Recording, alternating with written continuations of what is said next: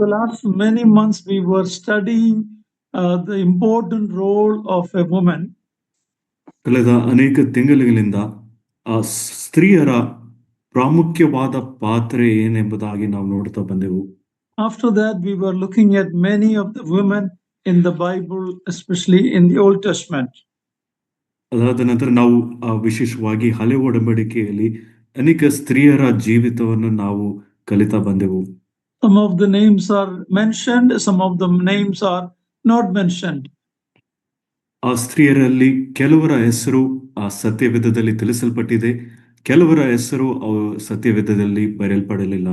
It doesn't matter, but they all fulfill the purpose of God. But some women's life, their failures are a warning to us.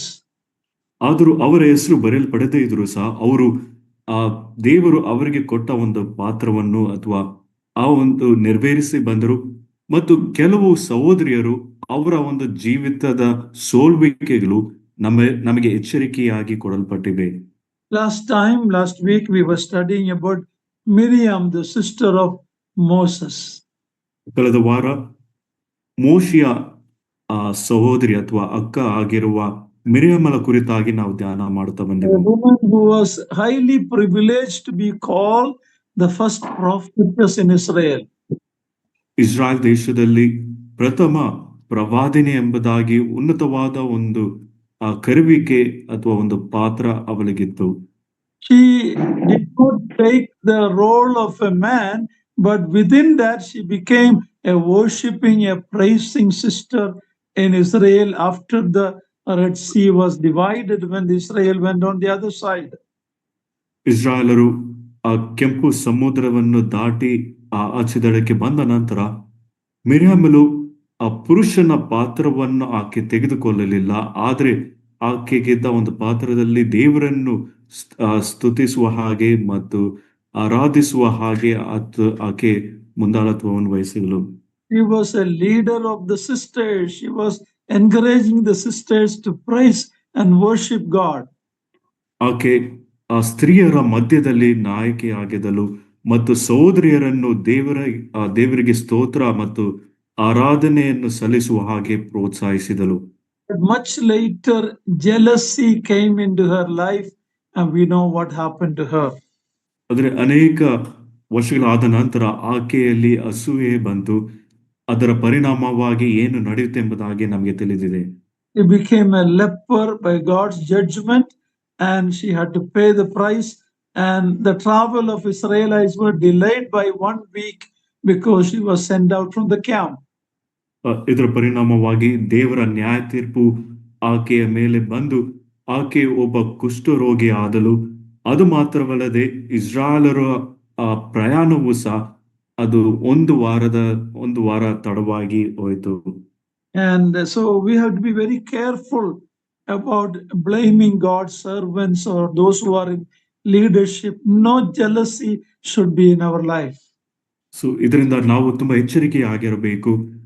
ದೇವರು ನೇಮಿಸಿದ ಸೇವಕರ ಕುರಿತಾಗಿ ಮಾತನಾಡೋದಾಗಲಿ ಅಥವಾ ಅದರ ವಿಷಯದಲ್ಲಿ ನಾವು ಎಚ್ಚರಿಕೆಯಾಗಿರಬೇಕು ಮತ್ತು ಅಸೂಯೆಯು ನಮ್ಮಲ್ಲಿ ಇರಬಾರದು. If the leadership fail, God will take care of it. Or if you have something to say about the leadership failure, God's word has given us guideline how to handle it. ಒಂದು ವೇಳೆ ನಾಯಕರು ಅವರು ಸೋತು ಹೋಗುವುದಾದರೆ ದೇವರು ತಾನೇ ಅವರನ್ನು ನೋಡಿಕೊಳ್ಳುವವನಾಗಿದ್ದಾನೆ. ಇಲ್ಲದಿದ್ದರೆ ಆ ನಾಯಕರನ್ನು ಹೇಗೆ ತಿದ್ದುಪಡಿಸಬೇಕೆಂಬುದಾಗಿ ವಾಕ್ಯದಲ್ಲಿ ಆ ಕ್ರಮವು ತಿಳಿಸಲ್ಪಟ್ಟಿದೆ. We are told to pray for our leaders and encourage them and thank them and imitate their faith. ನಾವು ನಾಯಕರಿಗಾಗಿ ಪ್ರಾರ್ಥನೆ ಮಾಡುವುದಕ್ಕೂ ಮತ್ತು ಪ್ರೋತ್ಸಾಹಿಸುವುದಕ್ಕೂ ಅವರಿಗೆ ಕೃತಜ್ಞತೆ ಉಳ್ಳವರಾಗಿಯೂ ಮತ್ತು ಅವರನ್ನು ಅನುಸರಿಸಬೇಕೆಂಬುದಾಗಿಯೂ ಸತ್ಯವೇದದಲ್ಲಿ ನಮಗೆ ತಿಳಿಸಲ್ಪಟ್ಟಿದೆ. We are never told to speak ill of the leadership. ಆದರೆ ನಾಯಕತ್ವದಲ್ಲಿರುವವರ ಕುರಿತಾಗಿ ತಪ್ಪಾಗಿ ಮಾತನಾಡಬೇಕೆಂಬುದಾಗಿ ನಮಗೆ ಸತ್ಯವೇದದಲ್ಲಿ ತಿಳಿಸುವುದಿಲ್ಲ. A great lesson we learned from Miriam's life. ಮಿರ್ಯಾಮನ ಜೀವಿತದಿಂದ ದೊಡ್ಡ ಪಾಠವನ್ನು ನಾವು ಕಲಿತುಕೊಳ್ಳಬಹುದು. About 23 sisters women we have looked at so far. ಇಲ್ಲಿಯ ತನಕ ಸುಮಾರು 23 ಸ್ತ್ರೀಯರ ಕುರಿತಾಗಿ ನಾವು ಕಲಿತಿದ್ದೇವೆ. Today we are going to look at another woman by name Rahab. ಈ ಸಂಜೆ ನಾವು ಮತ್ತೊಬ್ಬ ಸಹೋದರಿ, ಆ ಸ್ತ್ರೀ ರಾಹಾಬಳ ಕುರಿತಾಗಿ ನಾವು ಧ್ಯಾನ ಮಾಡಲಿಕ್ಕಿದ್ದೇವೆ. First time we read about her is in the book of Joshua, chapter 2. ಮೊದಲನೇದಾಗಿ ನಾವು ಯೋಶುವನ ಪುಸ್ತಕ 2ನೇ ಅಧ್ಯಾಯದಲ್ಲಿ ಈ ಸ್ತ್ರೀಯ ಕುರಿತಾಗಿ ನಾವು ಓದುತ್ತೇವೆ. 8 times we read about her in the Bible. ಸತ್ಯವೇದದಲ್ಲಿ 8 ಬಾರಿ ಈಕೆಯ ಕುರಿತಾಗಿ ನಾವು ಓದುತ್ತೇವೆ.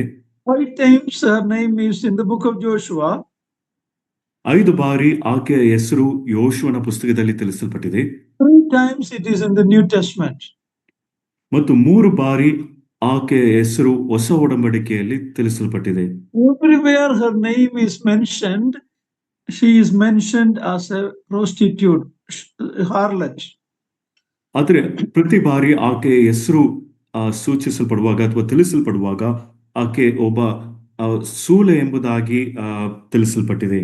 But there is one place her name is without that title harlot, that is in Matthew chapter 1 verse 5. ಆದರೆ ಒಂದೇ ಒಂದು ವಾಕ್ಯದಲ್ಲಿ ಮಾತ್ರ ಆಕೆ ಸೂಲೆ ಎಂಬುದಾಗಿ ಸೂಚಿಸಲ್ಪಡದೆ ಒಂದು ವಾಕ್ಯ ಉಂಟು. ಅದು ಎಲ್ಲಿ ಎಂಬುದಾಗಿ ನೋಡುವಾಗ ಮತ್ತಾಯನ ಬರೆದ ಸುವಾರ್ತೆ 1ನೇ ಅಧ್ಯಾಯ 5ನೇ ವಚನದಲ್ಲಿ. That is where her name is in the genealogy of the Lord Jesus Christ. ಇಲ್ಲಿ ಈ ವಾಕ್ಯದಲ್ಲಿ ಕರ್ತನಾದ ಯೇಸು ಕ್ರಿಸ್ತನ ವಂಶಾವಳಿಯಲ್ಲಿ ಆಕೆಯ ಹೆಸರು ತಿಳಿಸಲ್ಪಟ್ಟಿದೆ. What an amazing truth is that when a sinner come into contact with the Lord Jesus Christ, his or her old life is no more matter. Anyone is in Christ is a new creation. ಇದು ಎಂತ ಒಂದು ಸುಂದರವಾದ ಒಂದು ಸಂಗತಿ. ಯಾವ ಒಬ್ಬ ಪಾಪಿ ಆಗಲಿ ಅವನು ಅಥವಾ ಆಕೆಯು ಕರ್ತನಾದ ಯೇಸು ಕ್ರಿಸ್ತನ ಕಡೆಗೆ ಬರುವುದಾದ್ರೆ ಆ ಹಳೆಯ ವಿಷಯಗಳು ಅದು ಎಲ್ಲವೂ ಅದು ಇಲ್ಲದೆ ಹೋಗುತ್ತದೆ. ಆ ಕ್ರಿಸ್ತನಲ್ಲಿ ಇರುವವನು ಯಾರಾದರೂ ಆತನು ನೂತನ ಸೃಷ್ಟಿಯಾಗಿದ್ದಾನೆ. And not only that, her name came in Hebrews 11 in the list of the heroes of faith. ಅದು ಮಾತ್ರವಲ್ಲದೆ ಹಿಬ್ರಿಯ 11ನೇ ಅಧ್ಯಾಯದಲ್ಲಿ ಆಕೆಯ ಹೆಸರು ನಂಬಿಕೆಯ ವೀರರ ಪಟ್ಟಿಯಲ್ಲಿಯೂ ಸಹ ತಿಳಿಸಲ್ಪಟ್ಟಿದೆ. Her study about her is a very important study. ಆಕೆಯ ಕುರಿತಾಗಿ ಧ್ಯಾನ ಮಾಡುವಂಥದ್ದು ತುಂಬಾ ಪ್ರಾಮುಖ್ಯವಾದದ್ದು. First time it is mentioned in Joshua chapter 2 when Joshua sent 2 spies to go and report about the land of Canaan. ಪ್ರಥಮ ಬಾರಿಗೆ ಆಕೆಯ ಹೆಸರು ಯೋಶುವನ ಪುಸ್ತಕ 2ನೇ ಅಧ್ಯಾಯದಲ್ಲಿ ತಿಳಿಸಲ್ಪಟ್ಟಿದೆ. ನೂನನ ಮಗನಾದ ಯೋಶುವನು ದೇಶವನ್ನು ಸಂಚರಿಸಿ ನೋಡುವುದಕ್ಕಾಗಿ ಗೂಢಚಾರರನ್ನು ಕಳಿಸುವಾಗ ಆಕೆಯ ಹೆಸರಲ್ಲಿ ತಿಳಿಸಲ್ಪಟ್ಟಿದೆ. Of course, about 38 years back, Moses sent 12 spies. We know that. 38 ವರ್ಷಗಳ ಹಿಂದೆ ಮೋಶೆಯು ಸಹ ಗೂಢಚಾರರುಗಳನ್ನು 12 ಗೂಢಚಾರರುಗಳನ್ನು ಕಳಿಸಿದನು ನಮಗೆ ಗೊತ್ತಿದೆ. But out of the 12, 10 gave a bad report that the land is good, but recording in progress. ಅದರಲ್ಲಿ 12 ಮಂದಿ ಗೂಢಚಾರರ ಮಧ್ಯದಲ್ಲಿ 10 ಜನರು ಅವರು ಆ ಒಂದು ದೇಶದ ಕುರಿತಾಗಿ ಒಂದು ತಪ್ಪಾದ ಒಂದು ವರದಿಯನ್ನು ಕೊಟ್ಟರು. They said the land is good, but we are not able to go in there. ಆದ್ರೆ ಅವರು ಹೇಳಿದ್ದೇನೆಂದ್ರೆ ಆ ದೇಶವು ಒಳ್ಳೆಯದಾಗಿದೆ, ಆದ್ರೆ ಅದನ್ನು ನಾವು ಸ್ವಾಧೀನ ಮಾಡುವುದಾಗಲಿ ಅಥವಾ ಪ್ರವೇಶಿಸುವುದಕ್ಕೆ ಸಾಧ್ಯವಿಲ್ಲ ಎಂಬುದಾಗಿ ಹೇಳಿದರು. Now 40 years later or 38 years later, Joshua is sending only 2 spies. ಆದ್ರೆ ಈಗ 38 ವರ್ಷ ಅಥವಾ 40 ವರ್ಷಗಳ ಆದ ನಂತರ ಯೋಶುವನು 2 ಗೂಢಚಾರರನ್ನು ಮಾತ್ರ ಕಳುಹಿಸಿದನು. This is not due to lack of faith, but it was to find out the military strategy, how to go in and take the place. ಇದು ನಂಬಿಕೆಯ ಕೊರತೆ ಆಗಿರಲಿಲ್ಲ, ಆದರೆ ಆ ಒಂದು ಸ್ಥಳಕ್ಕೆ ಹೋಗಿ ಆ ಒಂದು ಸೈನ್ಯದ ಒಂದು ಯೋಜನೆ, ಆ ಒಂದು ದೇಶವನ್ನು ಹೇಗೆ ಸ್ವಾಧೀನ ಮಾಡಿಕೊಳ್ಳಬೇಕೆಂಬುದಕ್ಕಾಗಿ ಆತನು ಕಲಿಸಿದನು. When we discuss about the topic of salvation, ರಕ್ಷಣೆ ಕುರಿತಾಗಿ ನಾವು ಮಾತನಾಡುವಾಗ every Bible believing Christian know that we have been justified by faith. ಪ್ರತಿಯೊಬ್ಬ ಆ ವಿಶ್ವಾಸಿ ಸತ್ಯವೇದವನ್ನು ನಂಬುವ ಪ್ರತಿಯೊಬ್ಬ ವಿಶ್ವಾಸಿಯು ನಾವು ನಂಬಿಕೆಯಿಂದಲೇ ನೀತಿವಂತರೆಂದು ನಿರ್ಣಯ ಹೊಂದಿದ್ದೇವೆ ಎಂಬುದಾಗಿ ಗೊತ್ತಿದೆ. We read that in Romans chapter 5 verse 1. ರೋಮ ಪತ್ರಿಕೆ 5ನೇ ಅಧ್ಯಾಯ 1ನೇ ವಚನದಲ್ಲಿ ನಾವು ಆ ವಾಕ್ಯವನ್ನು ನೋಡ್ತೇವೆ. It is Ephesians 2:8 says, we through grace, by grace through faith we are saved. ನಂಬಿಕೆಯ ಮೂಲಕ ಕೃಪೆಯಿಂದಲೇ ನಾವು ರಕ್ಷಿಸಲ್ಪಟ್ಟಿದ್ದೇವೆ ಎಂಬುದಾಗಿ ಎಫೆಸ ಪತ್ರಿಕೆ 2ನೇ ಅಧ್ಯಾಯ 8ನೇ ವಚನದಲ್ಲಿ ನೋಡ್ತೇವೆ. But even that faith is a gift of God. ಆದರೂ ಆ ನಂಬಿಕೆಯೂ ಸಹ ಅದು ದೇವರ ವರವಾಗಿದೆ. Is it possible that anyone can be saved? ಯಾರು ಬೇಕಾದರೂ ರಕ್ಷಿಸಲ್ಪಡಬಹುದಾ? Is it really true that just faith, simple trust, is that the only condition for salvation? ರಕ್ಷಣೆಗೆ ನಂಬಿಕೆ ಅಥವಾ ಸರಳವಾದ ಒಂದು ನಂಬಿಕೆ ಮಾತ್ರ ಷರತ್ತಾಗಿದೆಯೋ? To a work-based religious people, this may find very simple and impossible. ಆದರೆ ಕ್ರಿಯೆಗಳಿಂದ ಅಥವಾ ಧರ್ಮ ಕಾರ್ಯಗಳಿಂದ ರಕ್ಷಣೆ ಹೊಂದಬಹುದು ಎಂಬುದಾಗಿ ಹೇಳುವ ಧರ್ಮದ ಮಧ್ಯದಲ್ಲಿ ಇದು ತುಂಬಾ ಒಂದು ಸರಳವಾದ ಒಂದು ಅಸಾಧ್ಯವಾದ ಒಂದು ಸಂಗತಿ ಎಂಬುದಾಗಿ ನೆನೆಸಬಹುದು. That is why Rahab's story is very important. ಈ ಕಾರಣಗಳಿಗಾಗಿ ರಾಹಾಬಳ ಕಥೆಯು ಅದು ತುಂಬಾ ಪ್ರಾಮುಖ್ಯ. Here we see the faith of a prostitute. ಇಲ್ಲಿ ನಾವು ಒಬ್ಬ ಸೂಲೆಯನ್ನು ನಾವು ನೋಡುತ್ತೇವೆ. Rahab was a prostitute who lived in the city of Jericho. ರಾಹಾಬಳು ಒಬ್ಬ ಸೂಲೆಯಾಗಿ ಆಕೆ ಎರಿಕೋ ಪಟ್ಟಣದಲ್ಲಿ ವಾಸವಾಗಿದ್ದಳು. Some Bible commentators are uncomfortable with her profession. ಕೆಲವು ಸತ್ಯವೇದ ವ್ಯಾಖ್ಯಾನ ಮಾಡುವವರು ಆಕೆಯ ಒಂದು ಉದ್ಯೋಗದಲ್ಲಿ ಅವರು ತುಂಬಾ ಚಿಂತೆ ಉಳ್ಳವರಾಗಿದ್ದರು. So they call her an innkeeper, not actually a prostitute. ಆ ಕಾರಣದಿಂದ ಆಕೆಯನ್ನು ಸೂಲೆ ಎಂಬುದಾಗಿ ಕರೆಯದೆ ಒಬ್ಬ ಛತ್ರದಲ್ಲಿ ಇರುವವಳು ಎಂಬುದಾಗಿ ಕರೆಯುತ್ತಾರೆ. But that is not what the Bible teaches. Bible many times repeat that she was a harlot. ಆದರೆ ಸತ್ಯವೇದವು ಆ ವಿಷಯವನ್ನು ಆ ರೀತಿಯಾಗಿ ಕಲಿಸಿಕೊಡುವುದಿಲ್ಲ. ಅನೇಕ ವಾಕ್ಯ ಭಾಗಗಳಲ್ಲಿ ಆಕೆ ಸೂಲೆ ಎಂಬುದಾಗಿ ಸೂಚಿಸಲ್ಪಟ್ಟಿದೆ. So Joshua sent the 2 spies and they went into the house of this prostitute. ಯೋಶುವನು 2 ಗೂಢಚಾರರನ್ನು ಕಳಿಸಿದನು. ಆ 2 ಗೂಢಚಾರರು ಆ ರಾಹಾಬಳ ಮನೆಗೆ ಬಂದು ಇಳುಕೊಂಡರು. Now that may raise an eyebrow for us, why they went to this lady's house. ಈ ಗೂಢಚಾರರು ಯಾಕೆ ಈ ಸ್ತ್ರೀಯ ಮನೆಗೆ ಹೋದರು ಎಂಬ ಒಂದು ಪ್ರಶ್ನೆ ನಮ್ಮಲ್ಲಿ ಬರಬಹುದು. One thing, it is God directed, it was God's sovereign will that they end up in her house. ಒಂದು, ಇದು ದೇವರ ಸಾರ್ವಭೌಮ ಚಿತ್ತವಾಗಿದೆ. ದೇವರ ಒಂದು ಮಾರ್ಗದರ್ಶನದಿಂದ ಈ ಗೂಢಚಾರರು ಆಕೆಯ ಮನೆಯ ಬಳಿಗೆ ಹೋದರು. Secondly, I personally believe when we read chapter 2 verse 9 to 11, she has heard about the God of Israel, what he has done to them, not yesterday or day before yesterday, about 40 years back when the Red Sea was divided. I think she has become a believer much earlier, most likely. ಆದರೆ ನಾನು ವೈಯಕ್ತಿಕವಾಗಿ ನನ್ನ ಒಂದು ಅಭಿಪ್ರಾಯ ಏನೆಂಬುದಾಗಿ ನಾವು ನೋಡುವಾಗ ಯೋಶುವನ ಪುಸ್ತಕ 2ನೇ ಅಧ್ಯಾಯ 9ನೇ ವಚನದಿಂದ 11ನೇ ವಚನದಲ್ಲಿ ರಾಹಾಬಳು ದೇವರು ಇಸ್ರಾಯೇಲರಿಗೆ ಮಾಡಿದ ಅದ್ಭುತ ಕಾರ್ಯಗಳನ್ನು ಕೇಳಿ ಆಕೆ ನೆನ್ನೆ ಮೊನ್ನೆ ಅಲ್ಲ, ಆದರೆ ಅನೇಕ ದಿನಗಳ ಹಿಂದೆ ಈ ವಿಷಯಗಳನ್ನು ಕೇಳಿ ಇಸ್ರಾಯೇಲ್ ದೇವರ ಮೇಲೆ ನಂಬಿಕೆ ಇಟ್ಟವಳಾಗಿದ್ದರು. Okay, so when the spies came to her house, the news spread in Jericho. The news went to the king that the spies of Israel have come into our city.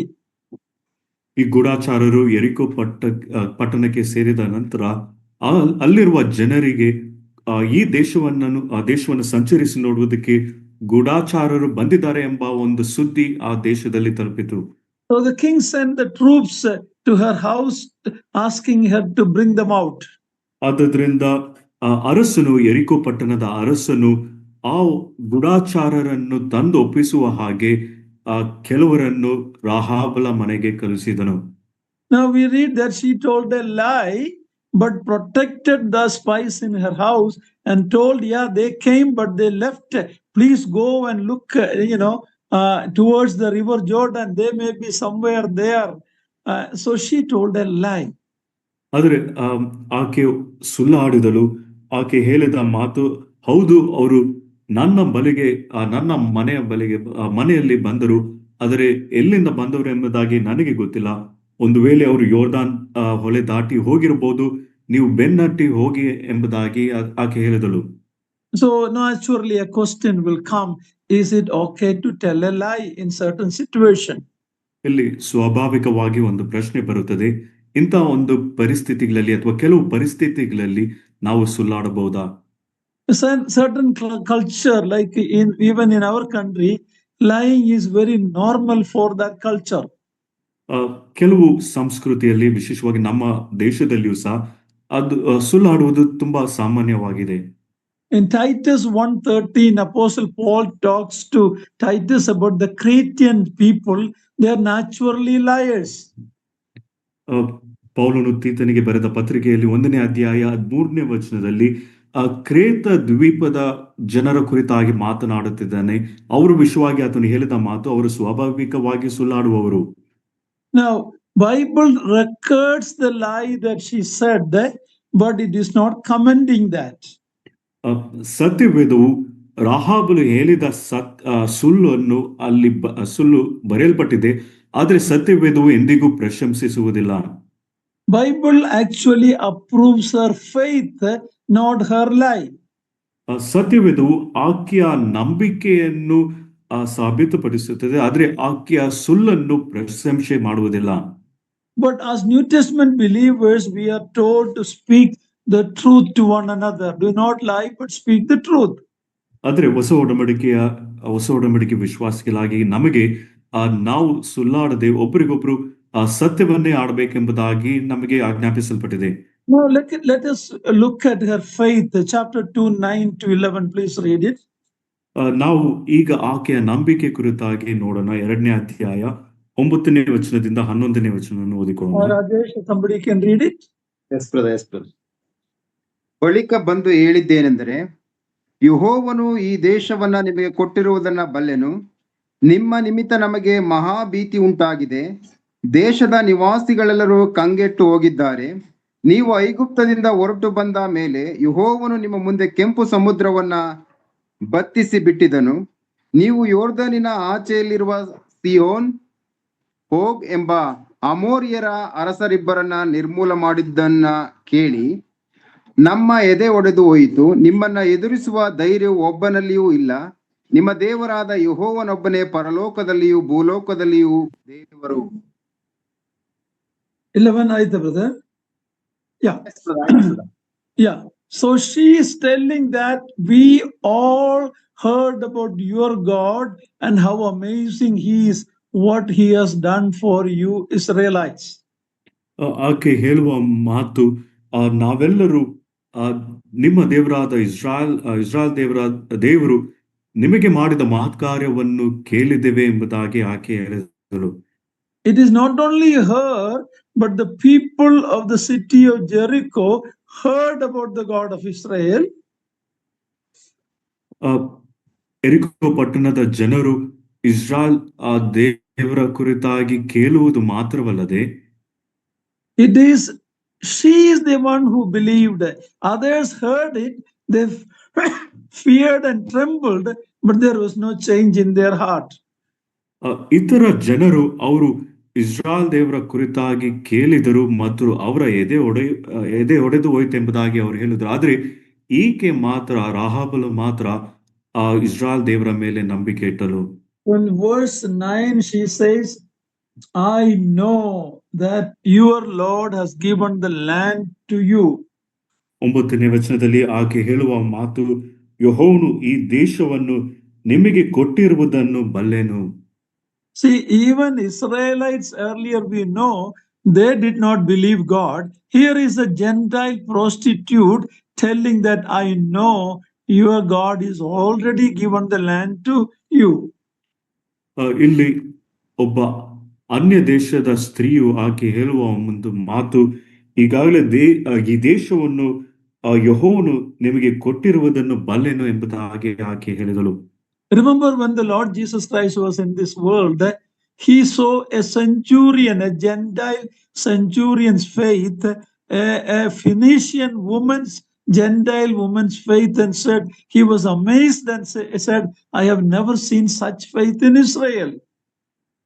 ಕರ್ತನಾದ ಯೇಸು ಕ್ರಿಸ್ತನು ಈ ಭೂಮಿಯ ಮೇಲೆ ಇದ್ದಾಗ ಆ ಅನ್ಯ ದೇಶದ ಒಬ್ಬ ಶತಾಧಿಪತಿಯು ಮತ್ತು ಒಂದು ಅನ್ಯ ದೇಶದ ಒಬ್ಬ ಸ್ತ್ರೀಯು, ಫಿನಿಷಿಯಾ ದೇಶದ ಸ್ತ್ರೀಯು, ಅವರ ನಂಬಿಕೆಯನ್ನು ನೋಡಿ ಕರ್ತನಾದ ಯೇಸು ಕ್ರಿಸ್ತನು ಆಶ್ಚರ್ಯಪಟ್ಟನು. She says that when we heard what happened, our heart melted or became like stone. ಆಕೆ ಹೇಳುವ ಒಂದು ಮಾತು, ನಾವು ಈ ವಿಷಯಗಳನ್ನು ಕೇಳಿದಾಗ ನಮ್ಮ ಎದೆ ಒಡೆದೋಯ್ತು ಅಥವಾ ನಮ್ಮ ಹೃದಯವು ಕರಗಿ ಹೋಯ್ತು ಎಂಬುದಾಗಿ ಆಕೆ ಹೇಳಿದಳು. She is telling there is no question in my mind that your God is the true God. ನಿಮ್ಮ ದೇವರೇ ನಿಜವಾದ ದೇವರು, ಇದರ ಕುರಿತಾಗಿ ನನಗೆ ಯಾವ ಪ್ರಶ್ನೆಯೂ ಇಲ್ಲ ಎಂಬುದಾಗಿ ಹೇಳುತ್ತಿದ್ದಾಳೆ. She risked her life to save the spies. ಗೂಢಚಾರರನ್ನು ರಕ್ಷಿಸುವುದಕ್ಕಾಗಿ ತನ್ನ ಪ್ರಾಣವನ್ನೇ ಅಪಾಯದಲ್ಲಿಟ್ಟಳು. Why? ಕಾರಣವೇನು? It is because of the faith in the God of Israel. Israel ದೇವರ ಮೇಲೆ ಆಕೆ ಇಟ್ಟಿದ್ದ ನಂಬಿಕೆ ದೆಸೆಯಿಂದಲೇ. And after that she is asking for mercy. Look at verse 12 and 13.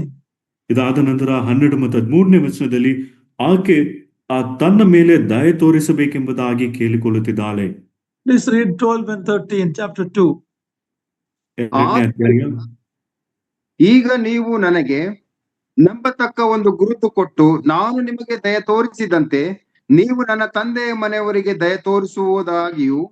13, ನನ್ನ ತಂದೆ ತಾಯಿಗಳನ್ನ, ಸಹೋದರ ಸಹೋದರಿಯರನ್ನ, ಅವರಿಗಿರುವುದೆಲ್ಲವನ್ನ ನಾಶ ಮಾಡದೆ ಉಳಿಸುವುದಾಗಿಯೂ ಯೆಹೋವನ ಹೆಸರಿನಲ್ಲಿ ಪ್ರಮಾಣ ಮಾಡಬೇಕೆಂದು ಬೇಡಿಕೊಳ್ಳುತ್ತೇನೆ ಎಂಬುದೇ. Here is a woman who put faith in the God of Israel. Not only that, she is concerned about the rest of her family members who should not be perished. ಇಲ್ಲಿ ಒಬ್ಬ ಸ್ತ್ರೀಯು ಆಕೆ ಇಸ್ರಾಯೇಲ್ ದೇವರ ಮೇಲೆ ನಂಬಿಕೆ ಇಟ್ಟದ್ದು ಮಾತ್ರವಲ್ಲದೆ ತನ್ನ ಕುಟುಂಬದವರು ಅಥವಾ ಮನೆಯವರು ನಾಶವಾಗಬಾರದೆಂಬುದಾಗಿ ಆಕೆಯ ಚಿಂತೆಯಾಗಿದೆ. How many of us have that kind of a burden for the lost soul, especially in our relationship? ಎಷ್ಟು ಜನರಿಗೆ, ವಿಶ್ವಾಸಿಗಳಿಗೆ ಇಂಥ ಭಾರ ಉಂಟು, ನಶಿಸಿ ಹೋಗುವ ಆತ್ಮಗಳಿಗಾಗಿ, ವಿಶೇಷವಾಗಿ ನಮ್ಮ ಸಂಬಂಧಿಕರ ಮಧ್ಯದಲ್ಲಿ. We don't read about she making a sinner's prayer. ಪಾಪಿಯ ಪ್ರಾರ್ಥನೆ ಮಾಡುವುದನ್ನು ನಾವು ವಾಕ್ಯದಲ್ಲಿ ಓದುವುದಿಲ್ಲ. There is no outward confession of her sin. ಆಕೆಯ ಪಾಪದ ಕುರಿತಾಗಿ ಬಹಿರಂಗವಾಗಿ ಅರಿಕೆ ಮಾಡುವುದನ್ನು ನಾವು ಓದುವುದಿಲ್ಲ. She didn't say that I will clean up my life and then believe in this God. ನಾನು ನನ್ನ ಜೀವಿತವನ್ನು ಶುದ್ಧೀಕರಿಸಿಕೊಂಡು ಈ ಇಸ್ರಾಯೇಲ್ ದೇವರ ಮೇಲೆ ನಂಬಿಕೆ ಇಡುತ್ತೇನೆ ಎಂಬುದಾಗಿಯೂ ಹೇಳುವುದನ್ನು ನೋಡುವುದಿಲ್ಲ. But it is a simple statement of belief and faith. That is an amazing thing. ಆದರೆ ಆಕೆ ಸರಳವಾದ ನಂಬಿಕೆಯ ಒಂದು ಮಾತನ್ನು ಆಕೆ ಹೇಳುತ್ತಿದ್ದಾಳೆ. ಇದು ತುಂಬಾ ಆಶ್ಚರ್ಯಕರವಾದದ್ದು. She put her faith in a great God. ಮಹಾದೇವರ ಮೇಲೆ ಆಕೆ ನಂಬಿಕೆ ಇತ್ತಳು. Apparently, however, this was enough.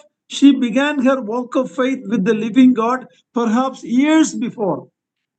ಇದು ಸಾಕಾಗಿತ್ತು. ಮತ್ತು ಅದು ಮಾತ್ರವಲ್ಲದೆ ಆಕೆಯ ನಂಬಿಕೆಯ ಜೀವನವನ್ನು ಅನೇಕ ವರ್ಷಗಳ ಹಿಂದೆಯೇ ಆಕೆ ಪ್ರಾರಂಭ ಮಾಡಿದಳು. But she was a Gentile. Maybe her life was not completely changed. When you become a new believer, yes, we are new creation, but everything may not change. It is a gradual walk and walk in sanctification. ಆಕೆ ಒಬ್ಬ ಅನ್ಯ ದೇಶದ ಸ್ತ್ರೀ ಆಗಿದ್ದಳು ಮತ್ತು ನಾವು ಸಹ ಕರ್ತನಾದ ಯೇಸು ಕ್ರಿಸ್ತನ ಮೇಲೆ ನಂಬಿಕೆ ಇಟ್ಟಾಗ ಕ್ರಿಸ್ತನಲ್ಲಿರುವ ನಾವು ನೂತನ ಸೃಷ್ಟಿಯಾಗಿದ್ದೇವೆ. ಹೌದು, ಆದ್ರೆ ಎಲ್ಲವೂ ಅದು ಒಂದೇ ಸಾರಿ ಅದು ಬದಲಾಗುವುದಿಲ್ಲ. ಆದರೆ ಕಾಲ ಕ್ರಮೇಣವಾಗಿ ನಾವು ಉತ್ತಮ ಸ್ಥಿತಿಗೆ ಬರುತ್ತೇವೆ. Justification is by faith, but sanctification is a process. ನೀತಿ ನಿರ್ಣಯ ಅದು ಆ, ಒಂದೇ ಸಾರಿ. Can you repeat uncle? Yeah, justification happens as an event when we put faith in God. ನೀತಿ ನಿರ್ಣಯ ಅದು ಒಂದೇ ಸಾರಿ ನಡೆಯುವ ಒಂದು ಘಟನೆ, ಕರ್ತನಾದ ಯೇಸು ಕ್ರಿಸ್ತನ ಮೇಲೆ ಇಟ್ಟಾಗ ನಡೆಯುವ ಘಟನೆ. ಅದರ ಶುದ್ಧೀಕರಣ ಅದು ಕಾಲ ಕ್ರಮೇಣವಾಗಿ ಅದು ನಡೆಯಬೇಕು. And the author of Hebrews includes Rahab the harlot in the great hall of faith. Read 11:31. Hebrews 11:31. ಹೆಬ್ರಿಯ 11:31 ವಚನದಲ್ಲಿ ಗ್ರಂಥಕರ್ತನು ರಹಾಬಳನ್ನು ಆ ನಂಬಿಕೆಯ ವೀರರ ಪಟ್ಟಿಯಲ್ಲಿ ಸೇರಿಸಿದನು. Please read Hebrews 11:31. ಹೆಬ್ರಿಯ 11:31. ಮತ್ತೆ ನಂಬಿಕೆಯಿಂದಲೇ ರಹಾಬಳೆಂಬ ಸೂಳೆಯು ಗೂಢಚಾರರನ್ನ ಸಮಾಧಾನವಾಗಿ ಸೇರಿಸಿಕೊಂಡು ನಂಬದವರೊಂದಿಗೆ ನಾಶವಾಗಲಿಲ್ಲ. Yeah, so her name came in the hall of fame of the men and women of faith. ರಹಾಬಳ ಹೆಸರು ಈ ನಂಬಿಕೆಯ ಸ್ತ್ರೀ ಪುರುಷರ ವೀರರ ಪಟ್ಟಿಯಲ್ಲಿ ಆಕೆಯ ಹೆಸರು ಸೇರಿಸಲ್ಪಟ್ಟಿದೆ. Not only that, James also commends her for extraordinary faith which was brought into action. ಅದು ಮಾತ್ರವಲ್ಲದೆ ಯಾಕೋಬನು ಸಹ ರಹಾಬಳನ್ನು ಪ್ರಶಂಸೆ ಮಾಡಿ ಆಕೆಯ ನಂಬಿಕೆಯು ಕ್ರಿಯೆ ರೂಪದಲ್ಲಿ ತೋರಿಸಿದ್ದಕ್ಕಾಗಿ ಪ್ರಶಂಸೆ ಮಾಡುತ್ತಿದ್ದಾನೆ. Read James chapter 2 verse 25. ಯಾಕೋಬನು ಬರೆದ ಪತ್ರಿಕೆ 2ನೇ ಅಧ್ಯಾಯ 25ನೇ ವಚನ. ಅದೇ ರೀತಿಯಾಗಿ ಸೂಳೆಯಾದ ರಹಾಬಳು ಗೂಢಾಚಾರರನ್ನ ತನ್ನ ಮನೆಯಲ್ಲಿ ಸೇರಿಸಿಕೊಂಡು ಬೇರೆ ದಾರಿಯಿಂದ ಅವರನ್ನ ಕಳಿಸಿದ್ದರಲ್ಲಿ ಕ್ರಿಯೆಗಳಿಂದಲೇ ನೀತಿವಂತಳೆಂಬ ನಿರ್ಣಯವನ್ನ ಹೊಂದಿದಳಲ್ಲವೇ? Yeah, all these implications are very clear. ಈ ಎಲ್ಲಾ ಒಂದು ವಿಷಯಗಳು ಸ್ಪಷ್ಟವಾಗಿ ಉಂಟು. If a person like Rahab can be saved, then anyone can be saved. ರಾಹಾಬಳಂತ ಒಬ್ಬ ವ್ಯಕ್ತಿ ರಕ್ಷಣೆ ಹೊಂದಬಹುದಾದ್ರೆ ಯಾವ ಒಬ್ಬ ವ್ಯಕ್ತಿಯೂ ಸಹ ರಕ್ಷಣೆಗೆ ಬರಬಹುದು. In Isaiah 1:18 we read, even though if your sins are like scarlet, I will make it white as snow. ಯೆಶಾಯನ ಪುಸ್ತಕ 1ನೇ ಅಧ್ಯಾಯ 8ನೇ ವಚನದಲ್ಲಿ ನಿಮ್ಮ ಪಾಪವು ಅದು ಕಡು ಕೆಂಪಾದರೂ ಸಹ ಅದು ಒಂದು ಹಿಮದ ಹಾಗೆ ಬೆಳ್ಳಗಾಗಿ ಮಾಡಲಿಕ್ಕೆ ದೇವರು ಶಕ್ತನಾಗಿದ್ದಾನೆ. The condition is you should be willing and obedient. ಆದ್ರೆ ಷರತ್ತು ಏನೆಂಬುದಾಗಿ ನೋಡುವಾಗ ನಿಮಗೆ ಮನಸ್ಸಿರಬೇಕು ಮತ್ತು ವಿಧೇಯತೆ ಇರಬೇಕು. Rahab is more like the thief, one of the thief on the cross. ರಾಹಾಬಳು ಶಿಲುಬೆಯಲ್ಲಿ ಅಲ್ಲಿ ಇದ್ದ ಆ ಇಬ್ಬರು ಕಳ್ಳರಲ್ಲಿ ಒಬ್ಬ ಕಳ್ಳನಂತೆ ಹಾಕಿದ್ದಾಳೆ. He had no good works to show to gain salvation. Neither this woman had anything other than her faith. ಇಬ್ಬರು ಕಳ್ಳರಲ್ಲಿಯೂ ಸಹ ಒಬ್ಬನು ಆ ನಂಬಿಕೆ ವಿಷಯವಾಗಿ ಅಥವಾ ನಂಬಿಕೆಯನ್ನು ಕ್ರಿಯೆ ರೂಪದಲ್ಲಿ ತೋರಿಸುವುದಕ್ಕೆ ಯಾವ ಕಾರ್ಯವೂ ಇರಲಿಲ್ಲ. ರಾಹಾಬಳು ಸಹ ಅದೇ ರೀತಿಯಾಗಿ ಯಾವ ಕ್ರಿಯೆಯೂ ಯಾವ ಒಂದು ವಿಷಯವೂ ಇರಲಿಲ್ಲ. The beautiful English song that John Newton has written is an amazing grace that saved a wretch like me. John Newton ಎಂಬ ಒಬ್ಬ ಸಂಗೀತಗಾರರು ಅವರು ತಮ್ಮ ಒಂದು ಹಾಡಿನಲ್ಲಿ ಒಬ್ಬ ದುಷ್ಟನಾದ ನನ್ನನ್ನು ಈ ಒಂದು ಆಶ್ಚರ್ಯಕರವಾದ ಕೃಪೆಯು ನನ್ನನ್ನು ರಕ್ಷಿಸಿತು ಎಂಬುದಾಗಿ. Salvation is freely offered to any and all who believe in God. Romans 10:13. Please read it. ರೋಮ ಪತ್ರಿಕೆ 10ನೇ ಅಧ್ಯಾಯ 13ನೇ ವಚನದಲ್ಲಿ ಯಾರೇ ಆಗಲಿ ಅಥವಾ ಯಾವೊಬ್ಬ ವ್ಯಕ್ತಿ ಆಗಲಿ ಕರ್ತನ ಮೇಲೆ ನಂಬಿಕೆ ಇಡುವುದಾದರೆ ರಕ್ಷಣೆಯು ಉಚಿತವಾಗಿ ದೊರೆಯುತ್ತದೆ. Romans 10:13. ರೋಮ ಪತ್ರಿಕೆ 10ನೇ ಅಧ್ಯಾಯ 13ನೇ ವಚನ.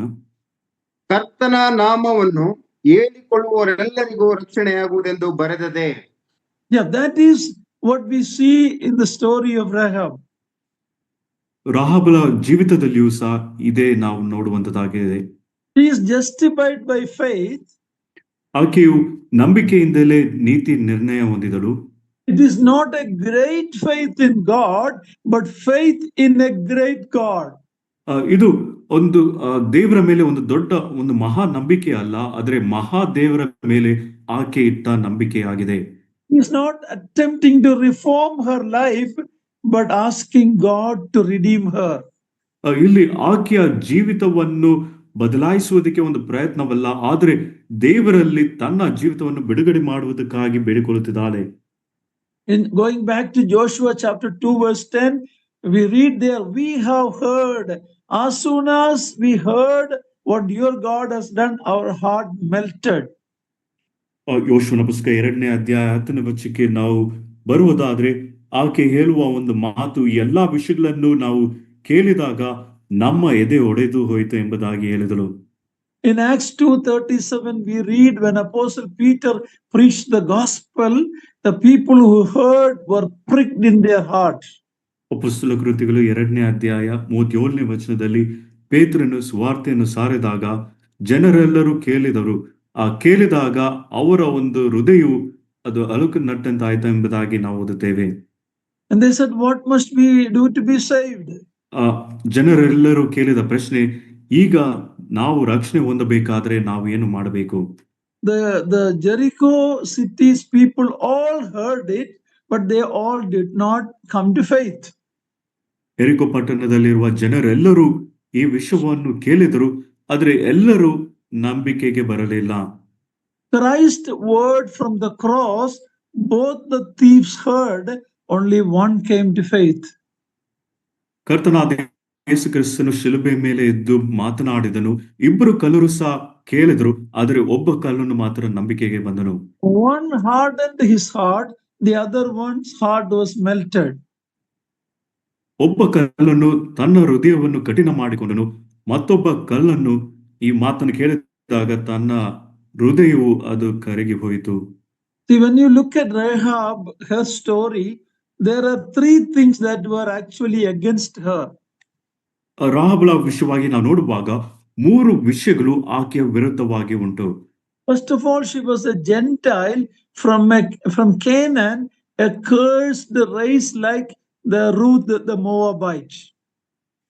ಮೊದಲನೇದಾಗಿ ಆಕೆ ಅನ್ಯ ಜನಾಂಗಕ್ಕೆ ಸೇರಿದ ಒಬ್ಬ ಸ್ತ್ರೀ ಆಗಿದ್ದಳು ಮತ್ತು ಶಾಪಗ್ರಸ್ತವಾದ ಒಂದು ಕಾನಾನ್ ದೇಶಕ್ಕೆ ಅಥವಾ ಕಾನಾನ್ ದೇಶಕ್ಕೆ ಸೇರಿದವಳಾಗಿದ್ದಳು. ಹೇಗೆ ರೂತನು ಸಹ ಅನ್ಯ ದೇಶದವಳಾಗಿದ್ದಳು, ಅದೇ ರೀತಿಯಾಗಿ ಈಕೆಯು ಸಹ ಇದ್ದಳು. Her people were fit for destruction. God is going to bring judgment on them. So that was against her. ದೇವರು ಆ ಜನರ ಮೇಲೆ ನ್ಯಾಯ ತೀರ್ಪನ್ನು ತರುವುದಕ್ಕಿದ್ದನು ಮತ್ತು ಆ ಜನರೆಲ್ಲರೂ ನ್ಯಾಯ ತೀರ್ಪಿಗೆ ಅವರು ತಕ್ಕವರಾಗಿದ್ದರು ಮತ್ತು ಈ ವಿಷಯವು ಸಹ ಆಕೆ ವಿರುದ್ಧವಾಗಿತ್ತು. Secondly, she was a woman. She had no power, no right or reputation, just like the Samaritan woman that Jesus spoke in John chapter 4. ಯೋಹಾನ ಬರೆದ ಸುವಾರ್ತೆ 4ನೇ ಅಧ್ಯಾಯದಲ್ಲಿ ಕರ್ತನಾದ ಯೇಸು ಕ್ರಿಸ್ತನು ಆ ಸಮಾರ್ಯದ ಸ್ತ್ರೀಯ ವಿಷಯವಾಗಿ ಸ್ತ್ರೀಯೊಂದಿಗೆ ಮಾತನಾಡುತ್ತಿದ್ದ ಹಾಗೆ ಈಕೆಯು ಸಹ ಒಬ್ಬ ಸ್ತ್ರೀ ಆಗಿದ್ದು ಯಾವ ಒಂದು ಹಕ್ಕು ಅಥವಾ ಅಧಿಕಾರ ಬಲ ಇಲ್ಲದವಳಾಗಿದ್ದಳು. I don't want any of my sisters who are listening to this to think I'm only a sister. What can I do? ಈ ಮಾತನ್ನು ಕೇಳುವ ಯಾವ ಸಹೋದರಿಯರಲ್ಲಾಗಲಿ ನಾನು ಒಬ್ಬ ಸಹೋದರಿ ಮಾತ್ರ, ನಾನೇನು ಮಾಡಲಿಕ್ಕೆ ಶಕ್ತನೆಂಬುದಾಗಿ ನೀವು ನೆನೆಸಬಾರದು. God is a God, not a partiality. There is in salvation, in the role that God has given you, there is absolutely every opportunity for you to have your great faith and become a hero of faith.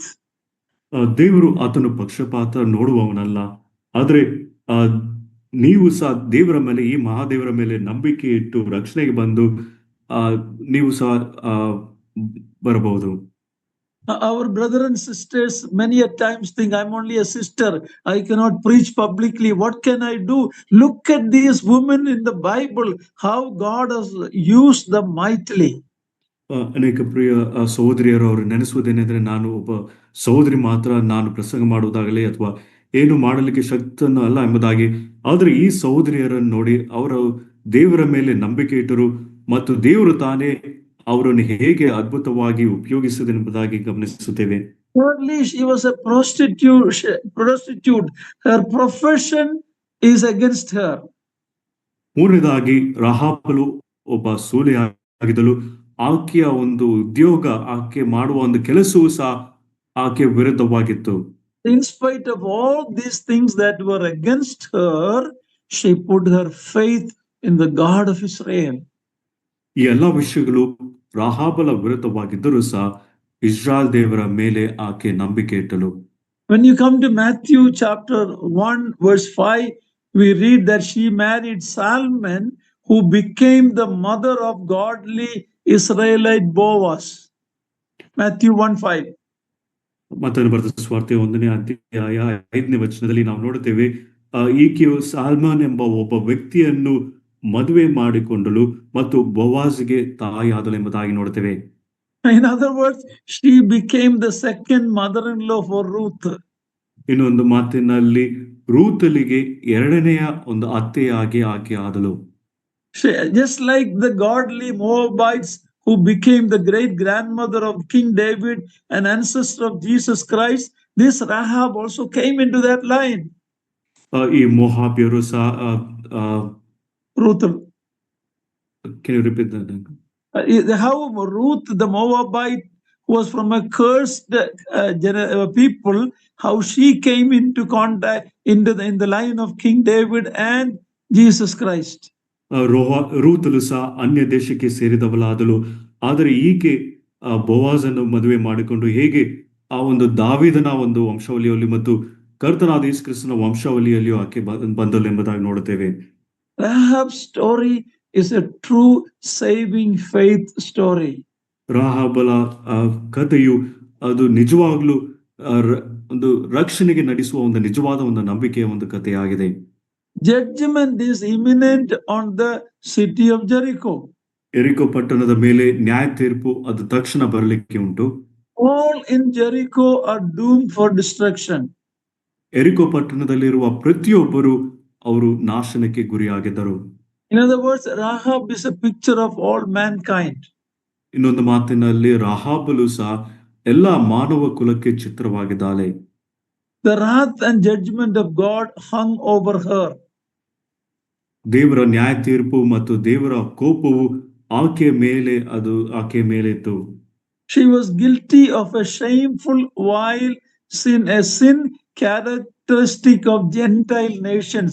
Sexual immorality was the main idolatry, and sexual immorality is the main sin of the Gentiles.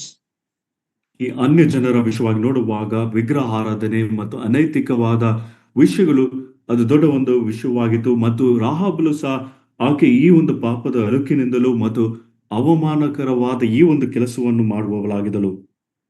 Twice in New Testament she is referred to be in connection with her sin, Rahab the harlot. 2 ಬಾರಿ ಹೊಸ ಒಡಂಬಡಿಕೆಯಲ್ಲಿ ಆಕೆ ಹೆಸರು ಸೂಚಿಸಲ್ಪಡುವಾಗ ಸೂಲೆ ಎಂಬುದಾಗಿಯೂ ತಿಳಿಸಲ್ಪಟ್ಟಿದೆ. Scripture does not glamorize or belittle or cover up her sin. ಸತ್ಯವೇದವು ಎಂದಿಗೂ ಆಕೆಯ ಪಾಪವನ್ನು ಅದು ದೊಡ್ಡ ಒಂದು ವಿಷಯವಾಗಿಯೂ ಅಥವಾ ಒಂದು ದೊಡ್ಡ ಒಳ್ಳೆ ರೀತಿಯಲ್ಲಿಯೂ ಮತ್ತು ಅದನ್ನು ಮರೆ ಮಾಡದೆಯೂ ಉಂಟು. God's grace plucked her as a brand from the burning. ಆದರೆ ದೇವರ ಕೃಪೆ ಆಕೆಯನ್ನು ಒಂದು ಹುರಿಯುವ ಒಂದು ವಿಷಯದಿಂದ ಒಂದು ರೆಂಬೆಯಾಗಿ ದೇವರು ಆಕೆಯನ್ನು ತೆಗೆದನು. Read Zechariah chapter 3 verse 2. ಜಕರೀಯನ ಪುಸ್ತಕ 3ನೇ ಅಧ್ಯಾಯ 2ನೇ ವಚನವನ್ನು ಓದಿಕೊಳ್ಳೋಣ. Zechariah chapter 3 verse 2. ಜಕರೀಯನ ಪುಸ್ತಕ 3ನೇ ಅಧ್ಯಾಯ 2ನೇ ವಚನ. ಆಗ ಯೆಹೋವನ ದೂತನು ಸೈತಾನನೇ, ಯೆಹೋವನು ನಿನ್ನನ್ನು ಖಂಡಿಸಲಿ. ಹೌದು, ಯೆರೂಸಲೇಮನ್ನು ಆರಿಸಿಕೊಂಡಿರುವ ಯೆಹೋವನು ನಿನ್ನನ್ನು ಖಂಡಿಸಲಿ. ಅದು ಉರಿಯಿಂದ ಎಳೆದ ಕೊಲ್ಲಿಯಾಗಿದೆಯಲ್ಲ ಎಂದು ಹೇಳಿದನು. Jude verse 23. ಯೂದನ ಪುಸ್ತಕ 23ನೇ ವಚನ.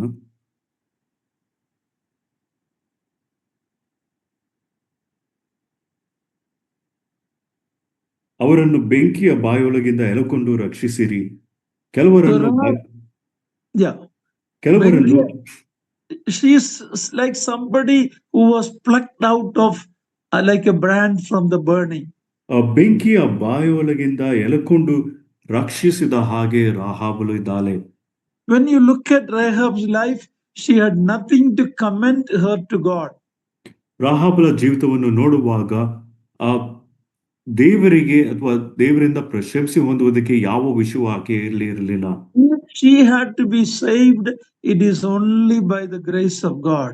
ಆಕೆ ರಕ್ಷಿಸಲ್ಪಡಬೇಕಾದ್ರೆ ಅದು ದೇವರ ಕೃಪೆಯಿಂದಲೇ. No moral character, no good works. Even she couldn't even claim a Jewish ancestry. ಯಾವ ಒಂದು ನೈತಿಕವಾದ ವಿಷಯ ಆಕೆಯಲ್ಲಿ ಇರಲಿಲ್ಲ, ಒಳ್ಳೆ ಕ್ರಿಯೆಗಳು ಅಥವಾ ಧರ್ಮ ಕಾರ್ಯಗಳಲ್ಲೂ ಇರಲಿಲ್ಲ, ಅಥವಾ ಒಂದು ಇಸ್ರಾಯೇಲ್ ದೇಶದಲ್ಲಿ ಆ ದೇಶಕ್ಕೂ ಸೇರಿದವಳಲ್ಲ. When we read Ephesians 2, we see the same thing about us Gentiles. We had no connection with the covenant God made to Abraham. We were not at all, we were Gentiles, we were idol worshippers, but God's grace reached out to us, plucked you and me like a brand from the fire. ಎಫೆಸದವರಿಗೆ ಬರೆದ ಪತ್ರಿಕೆ 2ನೇ ಅಧ್ಯಾಯದಲ್ಲಿ ನಾವು ನೋಡುವ ಹಾಗೆ ಅಬ್ರಹಾಮನ ಆ ಒಂದು ವಂಶಾವಳಿಯಲ್ಲಿ ಅಥವಾ ಇಸ್ರಾಯೇಲಕ್ಕೆ ಸೇರಿದವರು ನಾವು ಅಲ್ಲ, ದೇವರನ್ನ ಅರಿಯದವರು ಮತ್ತು ಯಾವ ಒಂದು ಹಕ್ಕಿಲ್ಲದವರು ನಾವು ಆಗಿದ್ದೇವೆ. ಬೆಂಕಿಯೊಳಗಿಂದ ತಪ್ಪಿಸಿಕೊಂಡ ಅಥವಾ ಎಳೆಯಲ್ಪಟ್ಟ ಜನರ ಹಾಗೆ ನಾವೇ ಇದ್ದೇವೆ. My dear brothers, or my dear all my sisters, you and I are plucked out from the fire by the grace of God only, like Rahab. ರಾಹಬಳ ಹಾಗೆ ಪ್ರಿಯ ಸಹೋದರ ಸಹೋದರಿಯರೇ, ನೀವು ನಾವು ದೇವರ ಕೃಪೆಯಿಂದಲೇ ನಾವು ಆ ಬೆಂಕಿಯ ಬಾಯೊಳಗಿಂದ ನಾವು ಎಳೆಯಲ್ಪಟ್ಟಿದ್ದೇವೆ.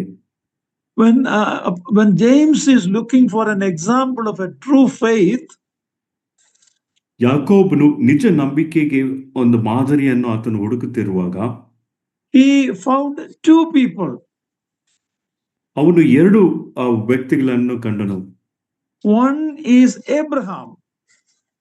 ಒಂದು ಅಬ್ರಹಾಮನು. The other one is Rahab. ಮತ್ತೊಂದು ಅದು ರಾಹಾಬಳಾಗಿದ್ದಳು. You know what a contrast life between Abraham and Rahab.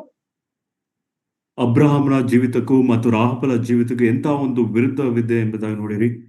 Abraham was male and Rahab was a female. ಅಬ್ರಹಾಮನು ಒಬ್ಬ ಪುರುಷನಾಗಿದ್ದನು ಮತ್ತು ರಾಹಾಬಳು ಒಬ್ಬ ಸ್ತ್ರೀ ಆಗಿದ್ದಳು. Abraham became the father of the Jews. ಅಬ್ರಹಾಮನು ಯಹೂದ್ಯರ ತಂದೆಯಾದನು. Here is a Gentile woman. ಆದರೆ ಇಲ್ಲಿ ಅನ್ಯ ದೇಶಕ್ಕೆ ಸೇರಿದ ಒಬ್ಬ ಸ್ತ್ರೀ ಇಲ್ಲಿದ್ದಾಳೆ.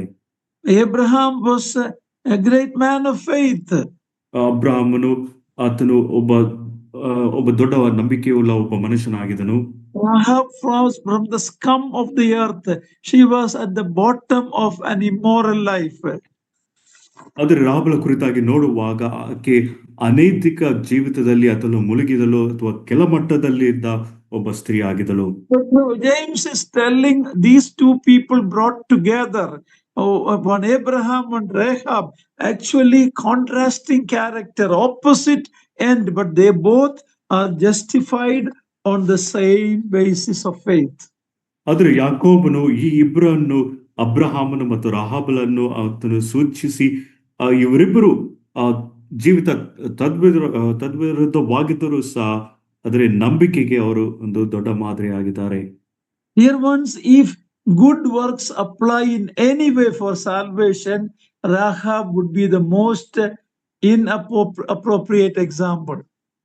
ನನ್ನ ಪ್ರಿಯ ಸಹೋದರ ಸಹೋದರಿಯರು, ಒಂದು ವೇಳೆ ನಮ್ಮ ರಕ್ಷಣೆಗೆ ಧರ್ಮ ಕಾರ್ಯಗಳು ಅದು ಅವಶ್ಯಕತೆ ಆಗಿದ್ದರೆ ಆದರೆ ರಾಹಾಬಳು ಇದರಲ್ಲಿ ಅರ್ಹತೆ ಆಗಿರಲಿಲ್ಲ. The works with which James is concerned are those which are evident of a saving faith.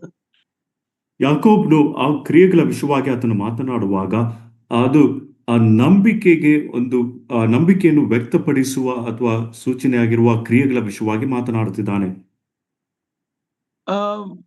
Martin Luther, when the person who was involved in the Reformation, he thought the book of James should not be in the Bible.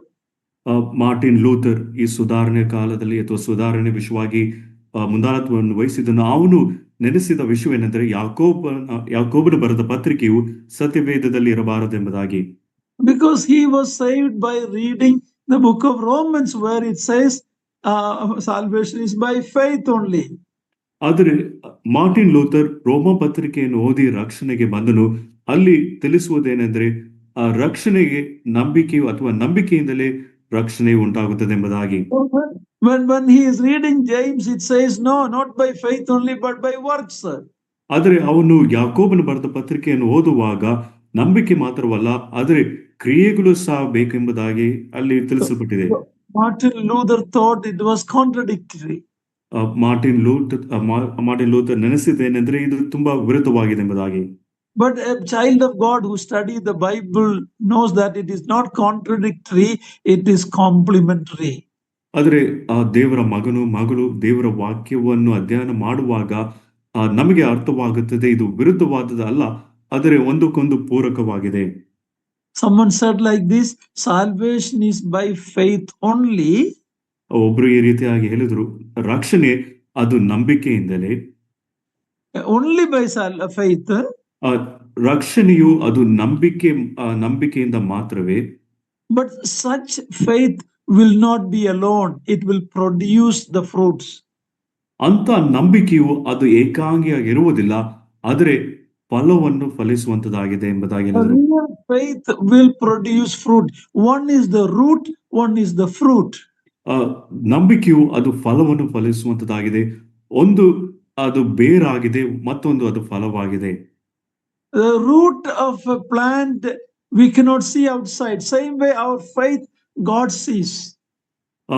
ಈ ಒಂದು ಮರದ ಒಂದು ಬೇರನ್ನು ನಾವು ನೋಡಲಿಕ್ಕೆ ಸಾಧ್ಯವಿಲ್ಲ, ಅದೇ ರೀತಿಯಾಗಿ ದೇವರು ನಮ್ಮ ನಂಬಿಕೆಯನ್ನು ನೋಡುತ್ತಾನೆ.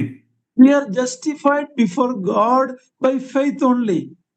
ನಂಬಿಕೆ ಮಾತ್ರದಿಂದಲೇ ನಾವು ದೇವರ ಮುಂದೆ ನೀತಿ ನಿರ್ಣಯವನ್ನು ಹೊಂದಿದ್ದೇವೆ. But the people around us cannot see our heart.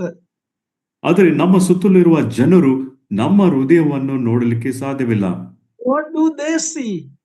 ಆದರೆ ಅವರು ನೋಡುವ ವಿಷಯವೇನು? They see a change in our life, our works, our actions. That is the ones they can see. ಆದರೆ ನಮ್ಮ ಸುತ್ತಮುತ್ತಲಿರುವ ಜನರು ನಮ್ಮಲ್ಲಿರುವ ಒಂದು ಬದಲಾವಣೆ, ನಮ್ಮ ಕ್ರಿಯೆಗಳು, ಈ ವಿಷಯಗಳನ್ನೇ ಅವರು ನೋಡುವವರಾಗಿದ್ದಾರೆ. So Romans is talking about the root of our salvation, faith, and James is talking about the fruit of our salvation, which is by good works. ಇಲ್ಲಿ ರೋಮ ಪತ್ರಿಕೆಯಲ್ಲಿ ನಮ್ಮ ನಂಬಿಕೆಯ ವಿಷಯವಾಗಿ ಅಲ್ಲಿ ಮಾತನಾಡುತ್ತದೆ, ಅದು ಬೇರು ರೀತಿಯಲ್ಲಿ ಉಂಟು. ಯಾಕೋಬನು ಬರೆದ ಪತ್ರಿಕೆಯು ಅದು ಆ ಒಂದು ಫಲದ ಕುರಿತಾಗಿ ಮಾತನಾಡುತ್ತದೆ, ಅದು ನಮ್ಮ ಒಂದು ಕ್ರಿಯೆಗಳು ಎಂಬುದಾಗಿ. So we can say that salvation is by faith only, but such faith will not be alone. It will produce fruits, change in our life. ರಕ್ಷಣೆಯು ಅದು ನಂಬಿಕೆ ಮಾತ್ರದಿಂದಲೇ, ಆದರೆ ಆ ಫಲವು ಅದು ನಮ್ಮ ಒಂದು ನಂಬಿಕೆಯ ಒಂದು ಅದು ಕ್ರಿಯೆ ರೂಪದಲ್ಲಿ ಅದು ತೋರೆ ಬರಬೇಕು. One is how we are justified before God, one how we are justified before people. ಒಂದು ದೇವರ ಮುಂದೆ ಹೇಗೆ ನಾವು ನೀತಿ ನಿರ್ಣಯ ಹೊಂದಿದ್ದೇವೆ ಎಂಬುದಾಗಿ ತೋರಿಸುತ್ತದೆ, ಮತ್ತೊಂದು ನಾವು ಜನರ ಮುಂದೆ ಹೇಗೆ ನೀತಿ ನಿರ್ಣಯ ಹೊಂದಬಹುದೆಂಬುದಾಗಿ ತೋರಿಸುತ್ತದೆ. When we look at this sinful woman Rahab, she is a poor miserable sinner, but she clings to God in faith when she heard about the God of Israel. ಈ ರಾಹಾಬಳ ಕುರಿತಾಗಿ ನಾವು ನೋಡುವಾಗ ಆಕೆಯ ಒಂದು ಜೀವಿತ ಅದು ತುಂಬಾ ಒಂದು ಹೀನಾಯಕರವಾದ ಒಂದು ಸ್ಥಿತಿಯಲ್ಲಿದೆ, ಆದರೆ ಆಕೆ ನಂಬಿಕೆಯಿಂದ ದೇವರನ್ನು ಹಿಡಿದುಕೊಂಡವಳಾಗಿ ಆಕೆ ಇದ್ದಾಳೆ. Her only hope is in the mercy of God. ಆಕೆಯ ನಿರೀಕ್ಷೆಯು ಅದು ದೇವರ ಕರುಣೆಯಲ್ಲಿ ಉಂಟು. That is where her faith is displayed. ಇಲ್ಲಿ ಈ ವಿಷಯದಲ್ಲಿ ಆಕೆಯ ನಂಬಿಕೆಯು ವ್ಯಕ್ತವಾಗಿ ಉಂಟು. Abraham and Rahab, if you look at these two characters that James show us, ಯಾಕೋಬನು ತೋರಿಸುವ ಈ ಇಬ್ಬರು ವ್ಯಕ್ತಿಗಳ ಕುರಿತಾಗಿ ನೋಡುವಾಗ ಅಬ್ರಹಾಮನು ಮತ್ತು ರಾಹಾಬಳ ಕುರಿತಾಗಿ, what was Abraham's work? ಅಬ್ರಹಾಮನ ಕ್ರಿಯೆ ಏನಾಗಿತ್ತು? He took his only son, the promised son, and took him to be sacrificed on Mount Moriah. ಅಬ್ರಹಾಮನು ತನ್ನ ಒಬ್ಬನೇ ಮಗನು, ವಾಗ್ದತ್ತ ಮಗನನ್ನು ಆ ಮೊರೆಯ ಬೆಟ್ಟಕ್ಕೆ ಕರ್ಕೊಂಡು ಹೋಗಿ ಯಜ್ಞವಾಗಿ ಅರ್ಪಿಸುವುದಕ್ಕೆ ಮುಂದಾದನು. Just think about that, murdering or sacrificing your own son. That is a great sin if the faith was not there. ಇಲ್ಲಿ ಇದರ ಕುರಿತಾಗಿ ಆಲೋಚನೆ ಮಾಡಿ ನೋಡಿದ್ರೆ, ನಿಮ್ಮ ಒಬ್ಬನೇ ಮಗನು ಅವನನ್ನು ಯಜ್ಞವಾಗಿ ಅರ್ಪಿಸುವುದಾದ್ರೆ ಅಲ್ಲಿ ನಂಬಿಕೆ ಇಲ್ಲದೆ ಇರುವುದಾದ್ರೆ ಅದು ಒಂದು ದೊಡ್ಡ ಪಾಪ. It is a murder. It is a manslaughter. It is killing your own son. It would be a great sin if the faith was not there. ಅಲ್ಲಿ ನಂಬಿಕೆ ಇಲ್ಲದಿದ್ದರೆ ನಿನ್ನ ಮಗನನ್ನು ನೀವು ಕೊಲ್ಲುವುದಾದ್ರೆ ಒಂದು ನರಹತ್ಯವಾಗಿದೆ, ಅದು ದೊಡ್ಡ ಒಂದು ಪಾಪವಾಗಿತ್ತು. Same thing to Rahab. If faith was not there, what she was doing was deception. She lied to her own king and took a stand against her own people. ಅದೇ ರೀತಿಯಾಗಿ ರಾಹಾಬಳ ವಿಷಯವಾಗಿ ನಾವು ನೋಡುವಾಗ ಆಕೆಯು ಸಹ ಆ ಒಂದು ನಂಬಿಕೆ ಇಲ್ಲದೆ ಇದ್ದಿದ್ದರೆ ಆಕೆ ಮಾಡಿದ ಒಂದು ಕ್ರಿಯೆಯು ಅದು ಒಂದು ಆಕೆಯನ್ನು ವಂಚಿಸುವ ರೀತಿಯಲ್ಲಿಯೂ ಮತ್ತು ಸುಳ್ಳಾಡಿದಾಗ ತನ್ನ ಸ್ವಂತ ಜನರಿಗೆ ವಿರುದ್ಧವಾಗಿ ನಿಂತಿದ ಹಾಗೆ ಉಂಟು. So if faith was not there in these two cases, their works are actually sin. ಈ ಎರಡು ಘಟನೆಗಳಲ್ಲಿಯೂ ಅವರ ನಂಬಿಕೆ ಇಲ್ಲದೆ ಇದ್ದರೆ ಅವರು ಮಾಡಿದ ಒಂದು ಕಾರ್ಯಗಳು ಅದು ಪಾಪವಾಗಿತ್ತು. But faith in the true and living God made a difference for them to take these actions, this work. ಆದರೆ ಜೀವ ಸ್ವರೂಪನಾದ ದೇವರ ಮೇಲೆ ಅವರು ನಂಬಿಕೆ ಇಟ್ಟ ಒಂದು ದೆಸೆಯಿಂದ ಅವರ ಒಂದು ಕ್ರಿಯೆಗಳು ಅಥವಾ ಅವರು ಈ ಕಾರ್ಯಗಳನ್ನು ಮಾಡುವುದಕ್ಕೆ ತೀರ್ಮಾನ ತೆಗೆದುಕೊಂಡರು. Abraham put submission to God before his family consideration. He was told to leave your family and come out. ಅಬ್ರಹಾಮನು ಈ ಕುಟುಂಬದ ವಿಷಯವಾಗಿ ಆತನು ಹೊರಗೆ ಇಟ್ಟು ದೇವರಿಗೆ ತನ್ನನ್ನೇ ಅರ್ಪಿಸುವ ಅಥವಾ ಸಮರ್ಪಿಸುವ ವಿಷಯವನ್ನು ಆತನು ಮುಂದೆ ಇಟ್ಟನು. In other words, he considered obedience to God greater than being part of his idol worshipping family. ಇನ್ನೊಂದು ಮಾತಿನಲ್ಲಿ ದೇವರಿಗೆ ವಿಧೇಯರಾಗುವುದೇ ದೊಡ್ಡದು ಎಂಬುದಾಗಿ ಆತನು ಪರಿಗಣಿಸಿದನು ಮತ್ತು ತನ್ನ ವಿಗ್ರಹ ಆರಾಧನೆ ಮಾಡುವ ಕುಟುಂಬದಲ್ಲಿ ಇರುವುದಕ್ಕಿಂತ ದೇವರಿಗೆ ವಿಧೇಯರಾಗುವುದೇ ಉತ್ತಮ ಎಂಬುದಾಗಿ ನೆನೆಸಿದನು. When you look at Rahab's life, ರಾಹಾಬಳ ಜೀವಿತವನ್ನು ಗಮನಿಸುವುದಾದ್ರೆ she had a choice to perish with her own people and show her allegiance to her own people, or stand against it and take side with the God of Israel. ಇಲ್ಲಿ ರಾಹಾಬಳಿಗೆ ಆಯ್ಕೆ ಇತ್ತು. ತನ್ನ ಜನರೊಂದಿಗೆ ನಿಲುವನ್ನು ತೆಗೆದುಕೊಂಡು ತನ್ನ ಜನರೊಂದಿಗೆ ಆಕೆ ನಾಶವಾಗಬಹುದಾಗಿತ್ತು.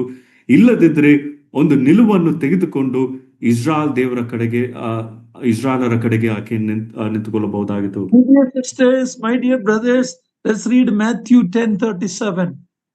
ಮತ್ತಾಯನ ಬರೆದ ಸುವಾರ್ತೆ 10ನೇ ಅಧ್ಯಾಯ 37ನೇ ವಚನವನ್ನು ಓದಿಕೊಳ್ಳೋಣ. Matthew 10:37. ಮತ್ತಾಯನ ಬರೆದ ಸುವಾರ್ತೆ 10ನೇ ಅಧ್ಯಾಯ 37ನೇ ವಚನ. ತಂದೆಯ ಮೇಲಾಗಲಿ ತಾಯಿಯ ಮೇಲಾಗಲಿ ನನ್ನ ಮೇಲೆ ಇಡುವುದಕ್ಕಿಂತ ಹೆಚ್ಚಾದ ಮಮತೆಯನ್ನಿಡುವವನು ನನಗೆ ಯೋಗ್ಯನಲ್ಲ. ಮಗನ ಮೇಲಾಗಲಿ ಮಗಳ ಮೇಲಾಗಲಿ ನನ್ನ ಮೇಲೆ ಇಡುವುದಕ್ಕಿಂತ ಹೆಚ್ಚಾದ ಮಮತೆಯನ್ನಿಡುವವನು ನನಗೆ ಯೋಗ್ಯನಲ್ಲ. This is the Lord Jesus Christ's words. ಕರ್ತನಾದ ಯೇಸು ಕ್ರಿಸ್ತನ ಮಾತುಗಳು ಇದಾಗಿವೆ. In Matthew 6:33, we know that word, seek ye first the kingdom of God. ಮತ್ತಾಯನ ಬರೆದ ಸುವಾರ್ತೆ 6ನೇ ಅಧ್ಯಾಯ 33ನೇ ವಚನದಲ್ಲಿ ನೀವು ಮೊದಲು ದೇವರ ರಾಜ್ಯಕ್ಕಾಗಿಯೂ ನೀತಿಗಾಗಿಯೂ ತವಕಬಡಿರಿ. That is what these two men, Abraham and Rahab, a man and a woman, did. That they put the things of God a first priority over their relationship, over their nationality, over their own people. ಅಬ್ರಾಹ್ಮನಾಗಲಿ ರಾಹಾಬಳ ಆಗಲಿ ಅವರು ತನ್ನ ಜನರಿಗಿಂತಲೂ ಅಥವಾ ತನ್ನ ಮನೆಯವರಿಗಿಂತಲೂ ತನ್ನ ಒಂದು ದೇಶಕ್ಕಿಂತಲೂ ದೇವರ ವಿಶ್ವವಾದ ಸಂಗತಿಗಳಿಗೆ ಆದ್ಯತೆಯನ್ನು ಅಥವಾ ಪ್ರಾಧಾನ್ಯತೆಯನ್ನು ಕೊಟ್ಟರು. When we read Joshua chapter 2, we saw her conduct manifested a reverential fear of God. ಯೋಷುವನ ಪುಸ್ತಕ 2ನೇ ಅಧ್ಯಾಯದಲ್ಲಿ ಆಕೆಯ ಒಂದು ವರ್ತನೆಯು ಅದು ದೇವರ ಮೇಲೆ ಇದ್ದ ಒಂದು ಗಂಭೀರವಾದ ಒಂದು ಭಯಭಕ್ತಿಯು ತೋರಿಸಿತು.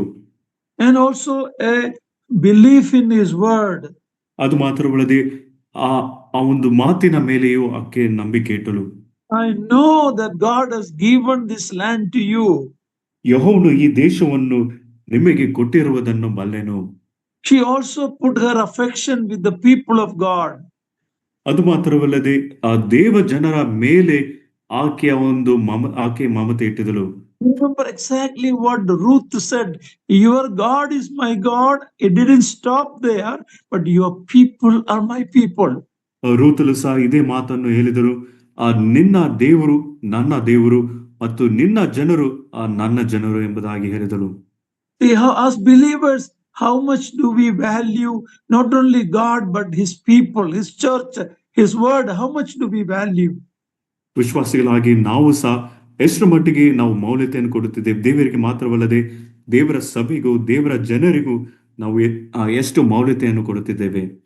How many believers are still caught up in their old caste system, Jadi Vyavaste, all the superstitious belief? We are torn between the two. Not Ruth, not Rahab, not Abraham. They put God first and foremost in their life. ಅಬ್ರಾಮನಾಗಲಿ ರಾಹಬಲಾಗಲಿ ಅಥವಾ ರೂತಲಾಗಲಿ ಅವರು ದೇವರಿಗೆ ಆದ್ಯತೆಯನ್ನು ಕೊಟ್ಟರು. ಆದರೆ ನಾವು ವಿಶ್ವಾಸಿಗಳಾಗಿ ನಾವು ಅನೇಕ ಸಂದರ್ಭಗಳಲ್ಲಿ ಈ ಜಾತಿ ವ್ಯವಸ್ಥೆಯಲ್ಲಿ ಇನ್ನೂ ಮತ್ತು ಈ ಒಂದು ಮೂಢನಂಬಿಕೆ ಇದರ ಮೇಲೆ ನಾವು ಇನ್ನೂ ನಂಬಿಕೆ ಅಥವಾ ಇದರಲ್ಲಿ ನಾವು ಇನ್ನೂ ಸಿಕ್ಕಿಕೊಂಡಿದ್ದೇವೆ. Or we don't accept all believers in Jesus Christ. We are still more concerned about my language, my people, my culture. Those distinctions are still among believers. Look at these people's life. They cut off all the old one and to believe in God. ಇನ್ನೊಂದು ಮಾತಿನಲ್ಲಿ ಹೇಳಬೇಕಾದ್ರೆ ನಾವೆಲ್ಲರೂ ಕ್ರಿಸ್ತನಲ್ಲಿ ಇರುವ ಜನರ ಹಾಗೆ ನಾವು ಸ್ವೀಕರಿಸುವುದಿಲ್ಲ. ಆದರೆ ನಾವು ನಮ್ಮ ಸ್ವಂತ ಜನರು, ನಮ್ಮ ಭಾಷೆಯನ್ನು ಆಡುವವರು, ಈ ರೀತಿಯಾಗಿ ಭೇದವನ್ನು ನಾವು ನೋಡುತ್ತೇವೆ. ಆದರೆ ಈ ವ್ಯಕ್ತಿಗಳು ಇದರಿಂದ ಹೊರತುಪಡಿಸಿ ಬಂದರು. Rahab had a choice whether to take side with the people of God and God, or be with her own people. ರಾಹಾಬಳಿಗೆ ಆಯ್ಕೆ ಇತ್ತು ಇಸ್ರಾಯೇಲ್ ದೇವರ ಪಕ್ಷಕ್ಕೆ ಅಥವಾ ಇಸ್ರಾಯೇಲರ ಜನರ ಪರವಾಗಿ ನಿಂತುಕೊಳ್ಳಬಹುದು, ಇಲ್ಲ ಆಕೆಯ ಸ್ವಂತ ಜನರ ಪರವಾಗಿ ಆಕೆ ನಿಂತುಕೊಳ್ಳಬಹುದು. Even though all the people of Jericho heard about the God of Israel and heard about what he has done, yet only this woman have put faith in the God of Israel. ಎರಿಕೋ ಪಟ್ಟಣದಲ್ಲಿರುವ ಜನರೆಲ್ಲರೂ ಇಸ್ರಾಯೇಲ್ ದೇವರ ಕುರಿತಾಗಿಯೂ ಮತ್ತು ಇಸ್ರಾಯೇಲ್ ದೇವರು ಮಾಡಿದ ಮಹತ್ ಕಾರ್ಯಗಳ ಕುರಿತಾಗಿ ಕೇಳಿದರೂ ಸಹ ರಾಹಾಬಳು ಮಾತ್ರ ಆ ದೇವರ ಮೇಲೆ ನಂಬಿಕೆ ಇಟ್ಟಳು. God decreed judgment on her people. ದೇವರು ತಾನೇ ಆಕೆಯ ಜನರ ಮೇಲೆ ನ್ಯಾಯ ತೀರ್ಪನ್ನು ವಿಧಿಸಿದನು. Dear sisters, this world is kept for fire. God's judgment is going to fall on this world. ಪ್ರಿಯ ಸಹೋದರ ಸಹೋದರಿಯರಿ, ಈ ಲೋಕವು ಅದು ನ್ಯಾಯ ತೀರ್ಪಿಗಾಗಿ ಇಡಲ್ಪಟ್ಟಿದೆ. ದೇವರ ನ್ಯಾಯ ತೀರ್ಪು ಈ ಲೋಕದ ಮೇಲೆ ಬರಲಿಕ್ಕುಂಟು. James 4:4 says, if you love the world, you become an enemy of God. ಯಾಕೋಬನು ಬರೆದ ಪತ್ರಿಕೆ 4ನೇ ಅಧ್ಯಾಯ 4ನೇ ವಚನದಲ್ಲಿ ನೀವು ಲೋಕವನ್ನು ಪ್ರೀತಿಸುವುದಾದರೆ ನೀವು ದೇವರಿಗೆ ವೈರಿಗಳಾಗಿದ್ದೀರಿ. The spies arrived in her house by the providence of God. ದೇವರು ಒದಗಿಸಿಕೊಟ್ಟ ಮೇರೆಗೆ ಈ ಗೂಢಚಾರರು ಒಂದು ಸ್ಥಳಕ್ಕೆ ಬಂದರು. Her faith also gave her a burden for her family's salvation, protection also. ಅದು ಮಾತ್ರವಲ್ಲದೆ ಆಕೆಯ ಒಂದು ನಂಬಿಕೆ ಆ ಒಂದು ಭಾರವು ಹುಟ್ಟಿಸಿತು. ಆಕೆಯ ಮನೆಯವರ ಮೇಲೆಯೂ ಅದು ಮನೆಯವರು ಸಹ ರಕ್ಷಿಸಲ್ಪಡಬೇಕೆಂಬುದಾಗಿ ಅವರ ಮೇಲೆ ಒಂದು ಭಾರ ಉಂಟಾಯಿತು. The lie that she told to her king is because she took side with God and his people against the godless Canaanites of Jericho. ಇಲ್ಲಿ ಆಕೆ ತನ್ನ ಅರಸನ ವಿರುದ್ಧವಾಗಿ ಆಕೆ ಸುಳ್ಳಾಡಿ ಆಕೆ ಒಂದು ನಿಲುವನ್ನು ತೆಗೆದುಕೊಂಡು ಮತ್ತು ಇಸ್ರಾಯೇಲ್ ದೇವರು ಮತ್ತು ಇಸ್ರಾಯೇಲರ ಪಕ್ಷವಾಗಿ ಆಕೆ ನಿಂತಳು. She asked for a sign. She wanted to make sure that she will be safe from the coming destruction. So they gave a scarlet thread to her to hang on the window. ಮುಂದೆ ಬರುವ ಒಂದು ನ್ಯಾಯ ತೀರ್ಪಿನಿಂದ ಆಕೆಗೆ ಒಂದು ಪ್ರಮಾಣವನ್ನು ಆಕೆ ಕೇಳಿಕೊಂಡಳು ಮತ್ತು ಅವರು ಬಂದ ಒಂದು ಕೆಂಪು ದಾರವನ್ನು ಅವರಿಗೆ ಆಕೆಗೆ ಕೊಟ್ಟರು. This scarlet thread is similar to the Passover lamb's blood that was applied on the doorpost of Israelites in Egypt. ಈ ಕೆಂಪು ದಾರವು ಸಹ ಆ, ಇಸ್ರಾಯೇಲರು ಅವರು ಐಗುಪ್ತ ದೇಶದಲ್ಲಿದ್ದಾಗ ಆ ಒಂದು ಆ, ಪಸ್ಕದ ಕುರಿಯು ಪಸ್ಕದ ಕುರಿಯು ವಧಿಸಲ್ಪಟ್ಟು ಆ ಒಂದು ರಕ್ತವು ಅವರ ಒಂದು ಕದ ಮತ್ತು ನಿಲುವು ಪಟ್ಟಿಗೆದ ಮೇಲೆ ಚಿಮಿಕಿಸಲ್ಪಟ್ಟ ಒಂದು ವಿಷಯಕ್ಕೆ ಸೂಚನೆಯಾಗಿದೆ. The scarlet thread is a picture of the blood of the Lamb of God that was shed for us at Calvary. ಮತ್ತು ಈ ಒಂದು ಕೆಂಪು ದಾರವು ಸಹ ಕಲ್ವಾರಿ ಶಿಲುಬೆಯ ಮೇಲೆ ನಮಗಾಗಿ ಆ ರಕ್ತವನ್ನು ಸುರಿಸಿದ ಕ್ರಿಸ್ತನಿಗೆ ಅದು ಸೂಚನೆಯಾಗಿದೆ. Israel was saved from Egypt by blood and by power. ಇಸ್ರಾಯೇಲರು ಐಗುಪ್ತ ದೇಶದಿಂದ ರಕ್ತದಿಂದಲೂ ಮತ್ತು ಬಲದಿಂದಲೂ ರಕ್ಷಿಸಲ್ಪಟ್ಟರು. We are saved by the blood of Calvary, the Lord's blood, and also the power of Holy Spirit that raised Jesus from the dead. Calvary ಮೇಲೆ ಕರ್ತನಾದ ಯೇಸು ಕ್ರಿಸ್ತನು ಸುರಿಸಿದ ಆ ರಕ್ತದಿಂದಲೂ ಮತ್ತು ಕ್ರಿಸ್ತನನ್ನು ಸತ್ತವರಿಂದ ಎಬ್ಬಿಸಿದ ಆ ಪವಿತ್ರಾತ್ಮನ ಬಲದಿಂದಲೂ ನಾವು ರಕ್ಷಿಸಲ್ಪಟ್ಟಿದ್ದೇವೆ.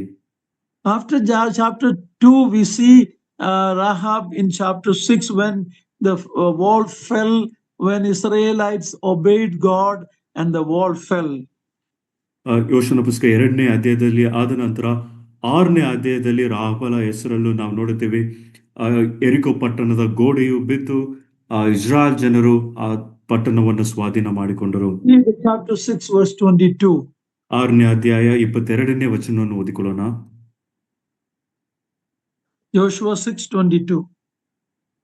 ಯೋಶುವನ ಪುಸ್ತಕ 6ನೇ ಅಧ್ಯಾಯ 22ನೇ ವಚನ.